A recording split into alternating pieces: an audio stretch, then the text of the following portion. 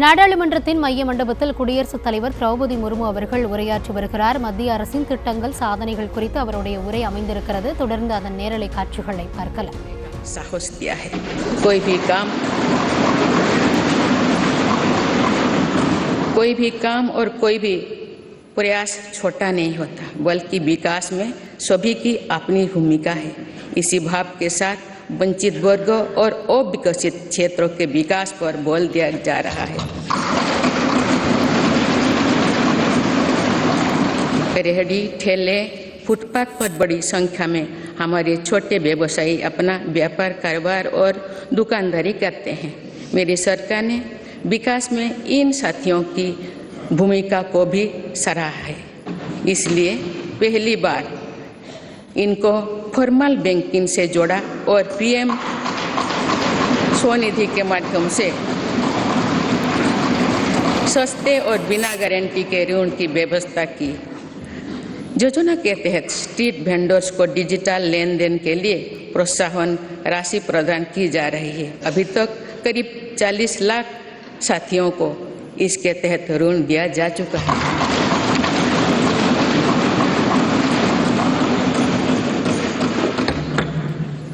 मेरी सरकार की प्राथमिकता में देश के 11 करोड़ छोटे किसान भी है।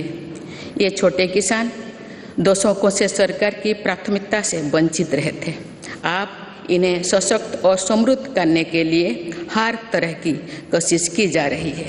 पीएम किसान सम्मान निधि के तहत इन छोटे किसानों को 2 लाख करोड़ रुपया से अधिक की मदद दी गई।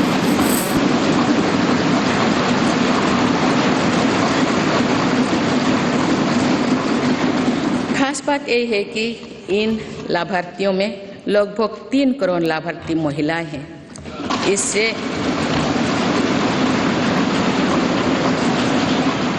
इससे अभी तक लगभग 54,000 करोड़ रुपया महिला किसानों को मिल चुकी है। इसी तरह छोटे किसानों के लिए फसल बीमा, सोयल हेल्थ कार्ड, किसान क्रेडिट कार्ड, केसीसी की कवरेज बढ़ाने के साथ ही हमारी सरकार ने पहली बार पशुपालकों और मछुआरों को भी किसान क्रेडिट कार्ड की सुविधा से जोड़ा। किसानों के सामर्थ्य को बढ़ाने के लिए एफपीओ यानी फार्मर प्रोड्यूसर ऑर्गेनाइजेशंस की स्थापना से लेकर फसलों के एमएसपी में वृद्धि करते हुए मेरी सरकार छोटे किसानों के साथ मजबूती से खड़ी है।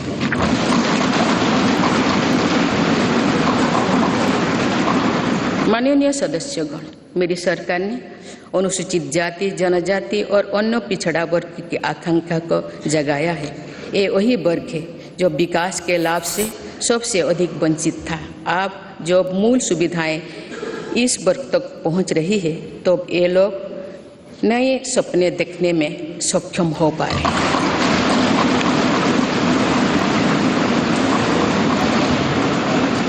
अनुसूचित जाति के सामाजिक आर्थिक सशक्तिकरण के लिए डॉक्टर अंबेडकर उत्सव धाम, अमृत जलधारा और युवा उद्यमी योजना जैसे कार्यक्रम चलाए जा रहे हैं।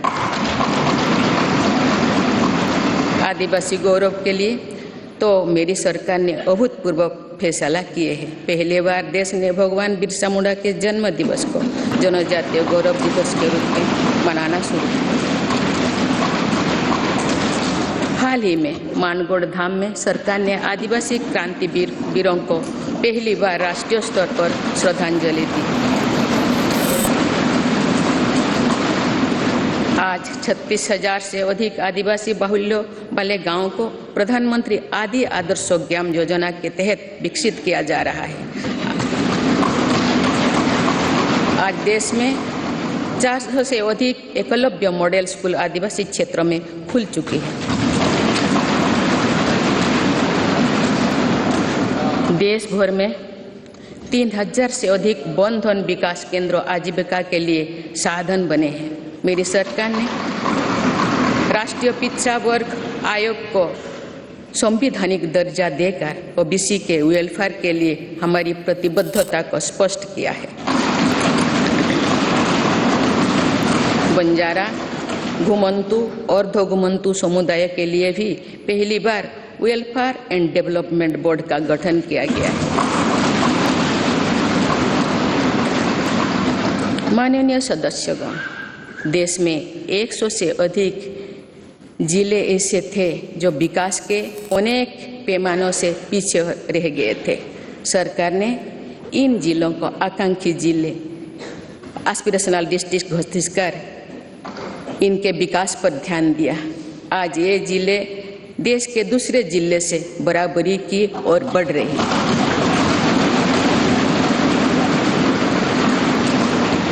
आकांक्षी जिले को सफलता को अब मेरी सरकार ब्लॉक स्तर पर दोहराने के लिए काम कर रही है और इसके लिए देश में 500 ब्लॉक्स को एस्पिरेशनल ब्लॉक के रूप में विकसित करने का कार्य शुरू किया गया है। ये आकांक्षी ब्लॉक सामाजिक न्याय की एक संस्थागत व्यवस्था के तौर पर विकसित किए जा रहे हैं। देश के जनजातीय क्षेत्रों, पहाड़ी क्षेत्रों, समुद्री क्षेत्रों और समावेशी क्षेत्रों को भी बीते दशकों में विकास का सीमित लाभ ही मिल पाया था। नॉर्थ ईस्ट और जम्मू कश्मीर में भी दुर्गम परिस्थितियों के साथ साथ अशांति और आतंकवाद भी विकास के सामने बहुत बड़ी चुनौती थी। मेरी सरकार ने स्थायी शांति के लिए भी अनेक सफल कदम उठाए हैं और भौगोलिक चुनौतियों को भी चुनौती दी है। इसी के परिणाम है कि नॉर्थ ईस्ट और हमारे सीमावर्ती क्षेत्र विकास की एक नई नीति का निर्गति का अनुभव कर रहे हैं। सीमावर्ती गांव तक बेहतर सुविधाएं पहुंचाने के लिए मेरी सरकार ने वाइब्रेंट विलेजेस प्रोग्राम पर काम शुरू किया। राष्ट्रीय सुरक्षा की दृष्टि से भी सीमावर्ती क्षेत्रों में अभूतपूर्व इंफ्रास्ट्रक्चर बीते सालों में तैयार किया गया है। इससे भी इन क्षेत्रों में विकास की गति मिल रही है। पिछले कुछ दशकों से राष्ट्रीय सुरक्षा के लिए बहुत बड़ा खतरा बन चुकी वामपंथी हिस्सा भी अब कुछ जिलों तक ही सीमित रह गए हैं।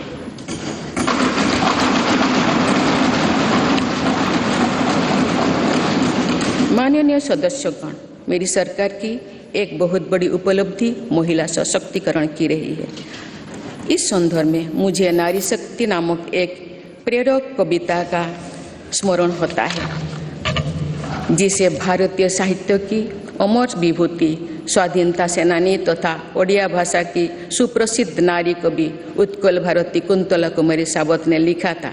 आज से लगभग 100 वर्ष पहले उन्होंने ये उद्घोष किया था, वसुंधरा तले भारत रमणी नुहे हीन नुहे दिन अमर कीर्ति कोटि जुगे केबे जगत नुहे बोलिना। अर्थात भारत की नारी पृथ्वी पर किसी की तुलना में ना तो हीन है ना दीन है। संपूर्ण जगत में उसकी अमर कीर्ति युगों युगों तक कभी लुप्त नहीं होगी, यानी सदैव बनी रहेगी। मुझे ये देखकर गर्व होता है कि आज की हमारी बहनें और बेटियां उत्कल भारती के सपनों के अनुरूप विश्व स्तर पर अपनी कीर्ति पताका लहरा रहे हैं। मुझे प्रसन्नता है कि महिलाओं की ऐसी प्रगति के पीछे मेरी सरकार के प्रयासों का संबल रहा है।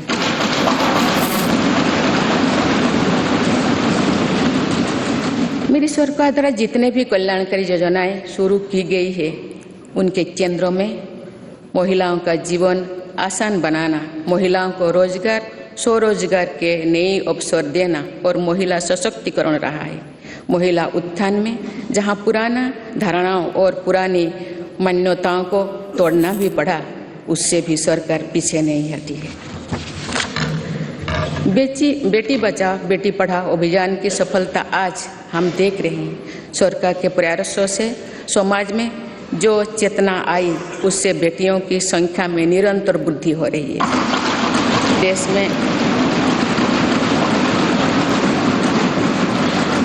देश में पहली बार पुरुषों की तुलना में महिलाओं की संख्या अधिक हुई है एवं एवं महिलाओं का स्वास्थ्य भी पहले के मुकाबले और बेहतर हुआ है। मुद्रा योजना की लगभग 70% लाभार्थी महिला उद्यमी ही है। एक स्टडी के अनुसार इस योजना से महिलाओं की आर्थिक शक्ति और सामाजिक फैसलों में उनकी भागीदारी बढ़ी है। पीएम आवास योजना के तहत मिलने वाली घरों की रजिस्ट्री भी महिलाओं के नाम पर होने से महिलाओं का आत्मविश्वास बढ़ा। जन धन योजना से पहली बार देश में बैंकिंग सुविधाओं में महिलाओं और पुरुषों के बीच अब बराबरी आ गई है। देश में इस समय 80 लाख से ज़्यादा स्वयं सहायता समूह भी काम कर रही है, जिनमें करीब 9 करोड़ महिलाएं जुड़ी हुई हैं। इन महिला स्वयं सहायता समूहों को सरकार द्वारा लाखों करोड़ रुपए की मदद दी जा रही है। माननीय सदस्यगण, हमारी विरासत हमें जोड़ों से जोड़ती है और हमारा विकास आसमान पर छूने का हौसला देता है। इसीलिए मेरी सरकार ने विरासत को मजबूती देने और विकास को प्राथमिकता देने की राह चुनी।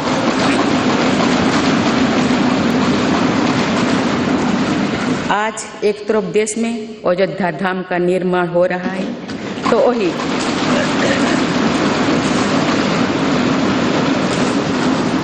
वही दूसरी तरफ आधुनिक संसद भवन भी बन रहा है।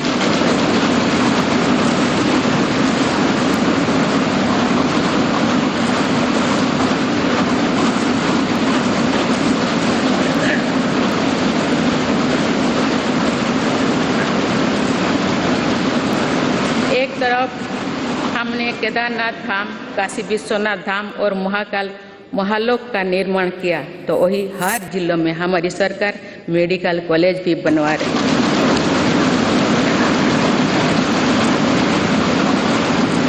एक तरफ हम अपने तीर्थ और ऐतिहासिक धरोहर का विकास कर रहे हैं, तो वही दूसरी तरफ भारत दुनिया की बड़ी स्पेस पावर बन रहा है।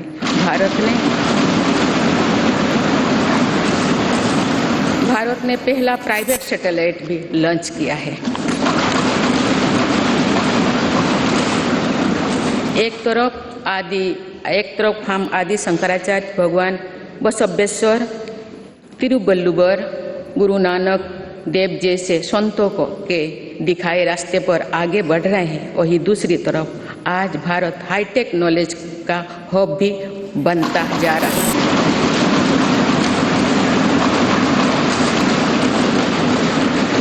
एक तरफ हम काशी तमिल संगमों के जरिए एक भारत श्रेष्ठ भारत की भावना को मजबूत कर रहे हैं, तो वही one nation one ration card जैसे आधुनिक व्यवस्था भी बन रही है।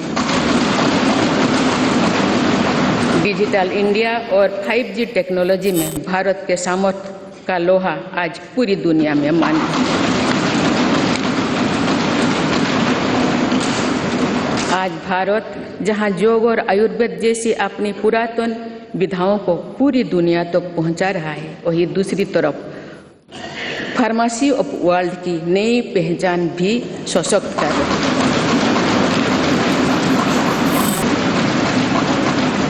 आज भारत प्राकृतिक खेती को, मिलेट्स की अपनी परंपरा फसलों को प्रोत्साहित कर रहा है, वही नानो यूरिया जैसी आधुनिक टेक्नोलॉजी का भी विकास किया है।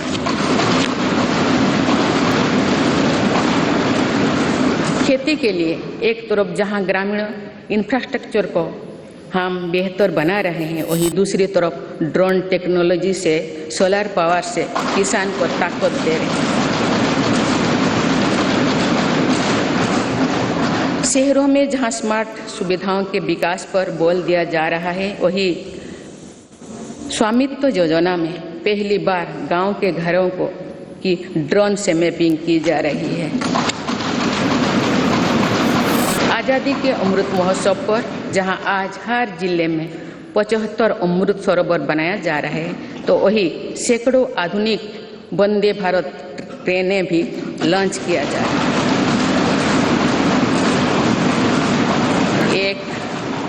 और हमारे व्यापार की परंपरागत ताकत नदी जलमार्ग और बंदरगांव को भी आधुनिक बनाया जा रहा है, तो मल्टी मॉडल कनेक्टिविटी और लॉजिस्टिक पार्क का नेटवर्क भी तैयार हो रही है।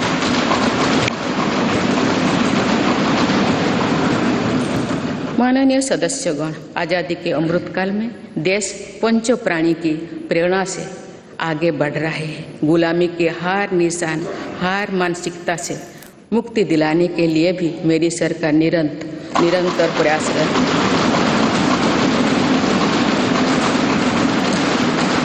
जो कभी राजपथ था वो अब कर्तव्य पथ बन चुका है। आज कर्तव्य पथ पर नेताजी सुभाष चंद्र बोस की प्रतिमा हर भारतीय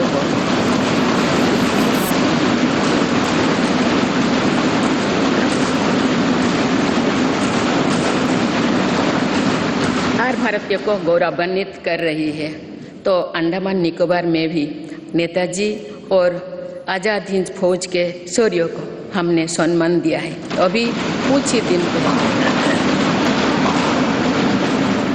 कुछ ही दिन पहले मेरी सरकार ने अंडमान निकोबार द्वीप समूह में नेताजी सुभाष चंद्र बोस आइलैंड पर नेताजी को समर्पित भव्य स्मारक और म्यूजियम का शिलान्यास भी किया है। भारतीय सेना के परमवीर चक्र विजेताओं के नाम पर अंडमान निकोबार के 21 द्वीपों का नामकरण भी किया।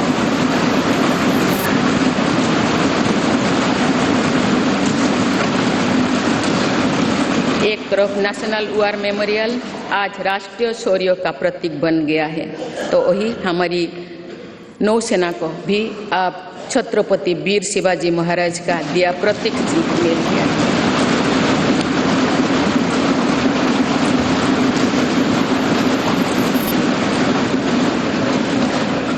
एक तरफ जहां भगवान बिरसा मुंडा सहित तमाम आदिवासी स्वतंत्रता सेनानियों से जुड़े संग्रहालय बन रहे हैं, डॉक्टर बाबा साहब आम्बेडकर के पंचतीर्थ बनाया गया है, वही दूसरी तरफ हर प्रधानमंत्री के योगदान को दर्शाने वाले प्रधानमंत्री संग्रहालय का निर्माण भी किया गया है।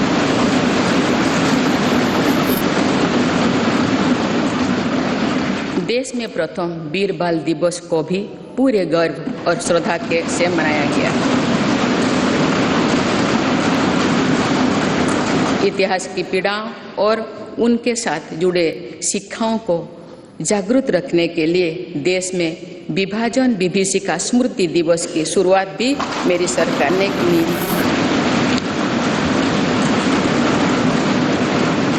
माननीय सदस्यगण, मेड इन इंडिया अभियान और आत्मनिर्भर भारत अभियान की सफलता का लाभ देश को मिलना शुरू हो चुका है।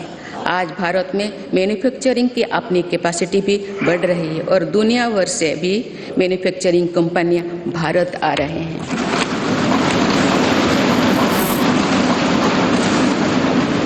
आज हम भारत में ही सेमीकंडक्टर चिप से लेकर हवाई जहाज के निर्माण तक के लिए प्रयास शुरू कर चुके हैं। ऐसे ही प्रयासों का परिणाम है कि भारत में बने सामान का निर्यात लगातार बढ़ रहा है। कुछ वर्ष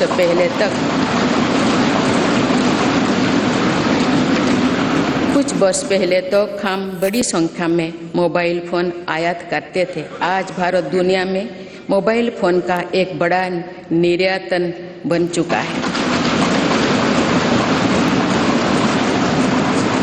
देश में खिलौना के आयात में 70% कमी आई है, जबकि निर्यात 60% से भी ज़्यादा बढ़ गया होना।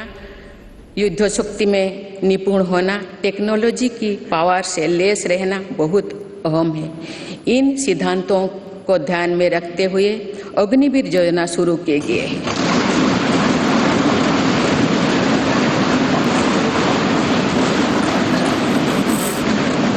इससे देश की युवा शक्ति को सेनाओं के माध्यम से राष्ट्र की सेवा का अधिकतम अवसर मिलेगा।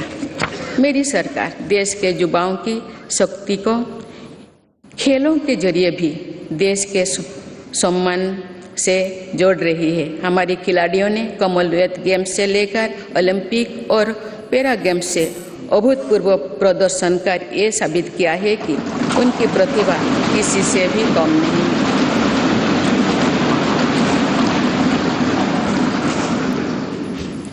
देश के कोने कोने से ऐसे प्रतिभाओं को खोजने, उनका टैलेंट निखारने के लिए खेलो इंडिया गेम्स, खेलो इंडिया सेंटर्स से लेकर टॉप स्कीम तक चलाई जा रही है।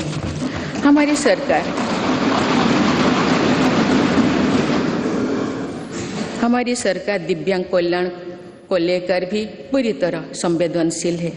देश में एक साइन लैंग्वेज और सुगम्य भारत अभियान ने दिव्यांग युवकों को बहुत मदद दी है।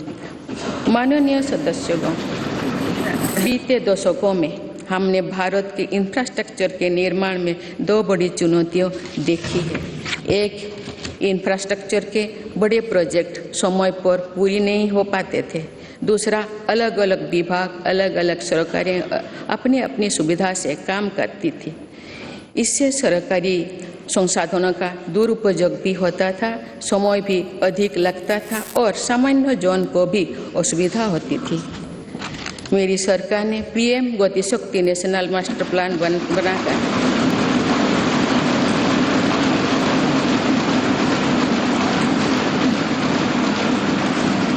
इन चुनौतियों से निपटने के लिए ठोस कदम उठाए हैं। पीएम गति शक्ति नेशनल मास्टर प्लान को लेकर राज्यों और यूनियन टेरिटोरीज ने भी उत्साह दिखाए हैं। इससे देश में मल्टी मॉडल कनेक्टिविटी का भी विस्तार होगा। मेरी सरकार भारत को विश्व का सबसे कॉम्पिटिटिव लॉजिस्टिक हब बनाने के लिए प्रयासरत है। इसके लिए पिछले वर्ष देश में नेशनल लॉजिस्टिक पॉलिसी लागू की गई है। इस पॉलिसी के लागू होने से लॉजिस्टिक कॉस्ट में काफ़ी कमी आई है। मेरी सरकार देश के विकास के लिए जिस स्पीड और स्केल पर काम कर रही है वो अभूतपूर्व है, अतुलनीय है। मेरी सरकार ने आने के बाद भारत के गरीबी के लिए औसतन हर रोज आवास योजना के 11,000 घर बने। इसी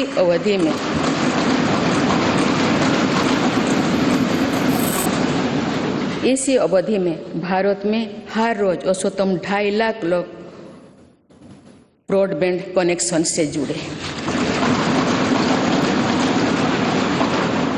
हर रोज 55,000 से ज़्यादा गैस कनेक्शन दिए गए। मुद्रा योजना के तहत हर रोज 700 करोड़ रुपये से ज़्यादा का लोन दिया गया। बीते 8-9 वर्षों में भारत में लगभग हर महीने एक मेडिकल कॉलेज बना है। इस दौरान देश में हर दिन में 2 कॉलेज की स्थापना हुई है।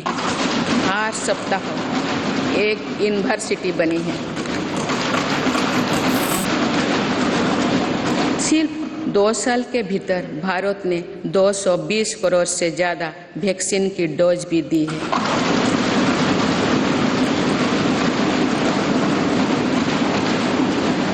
सोशल इंफ्रास्ट्रक्चर की बात करें तो साल 2004 से 2014 के बीच देश में जहां 145 मेडिकल कॉलेज खुले थे, वही मेरी सरकार ने 2014 में 2022 तक 14 से 2022 तक 260 से अधिक मेडिकल कॉलेज खोले।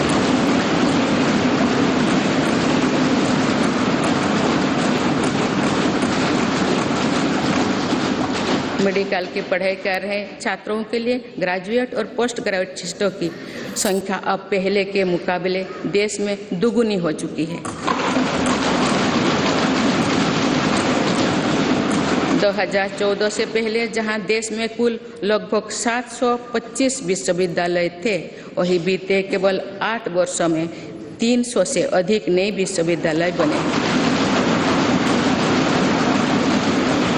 इसी दौरान देश में 5,000 से अधिक कॉलेज भी खोले गए हैं। इसी प्रकार फिजिकल इंफ्रास्ट्रक्चर में तो देश में कई नए रिकॉर्ड बने हैं। प्रधानमंत्री ग्राम सड़क योजना में 2013-14 तक देश में करीब 3,81,000 किलोमीटर सड़कें बनी थी, जबकि 2021-22 तक ग्रामीण सड़कों का ये नेटवर्क 7 लाख किलोमीटर से भी ज़्यादा हो गया।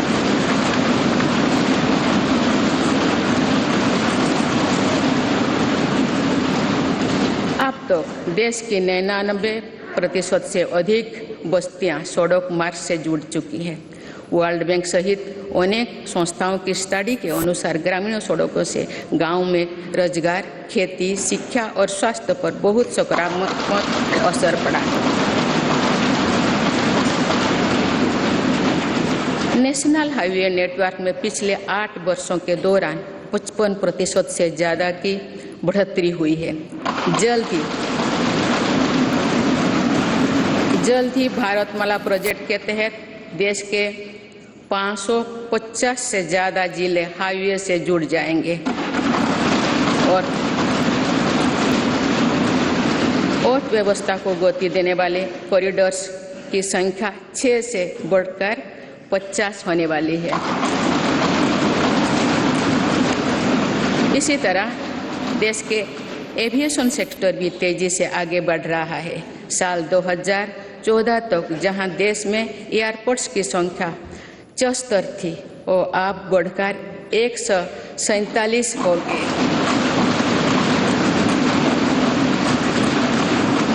आज भारत दुनिया का तीसरा बड़ा एविएशन मार्केट बन चुका है। इसमें उड़ान योजना की भी बहुत बड़ी भूमिका है।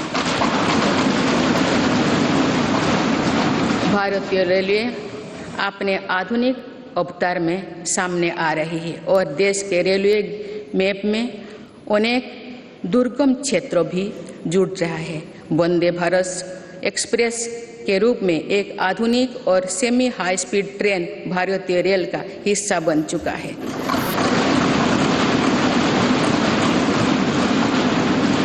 जम्मू कश्मीर और नॉर्थ ईस्ट के दुर्गम क्षेत्रों को भी रेलवे से जोड़ा जा रहा है। देश के बड़े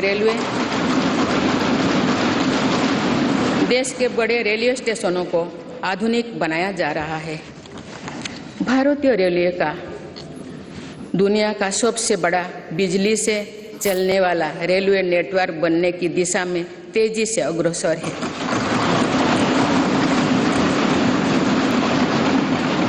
भारतीय रेल को सुरक्षित बनाने के लिए स्वदेशी टेक्निक कोबोज का भी हम तेजी से विस्तार कर रहे हैं। माननीय सदस्यगण, भारत ने उस सोच को भी बदला है जो प्रगति और प्रकृति को परस्पर विरोधी मानती थी। मेरी सरकार ग्रीन ग्रोथ पर ध्यान दे रही है और पूरे विश्व को मिशन लाइफ से जोड़ने पर बल दे रही है। हमारी सरकार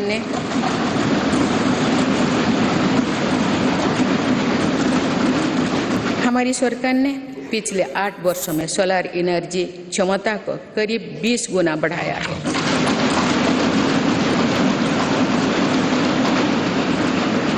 आज भारत रिन्यूएबल एनर्जी की क्षमता में विश्व में 4थे स्थान पर है। देश के बिजली उत्पादन की 40% क्षमता नॉन फॉसिल फ्यूल्स में पैदा करने का लक्ष्य देश में 9 वर्षों पहले ही हासिल कर लिया है। ये सफलता वर्ष 2070 तक नेट जीरो के हमारे संकल्प को सशक्त करने वाली है। देश में पेट्रोल में 20% इथेनॉल ब्लेंडिंग के लक्ष्य पर भी तेजी से काम चल रही है।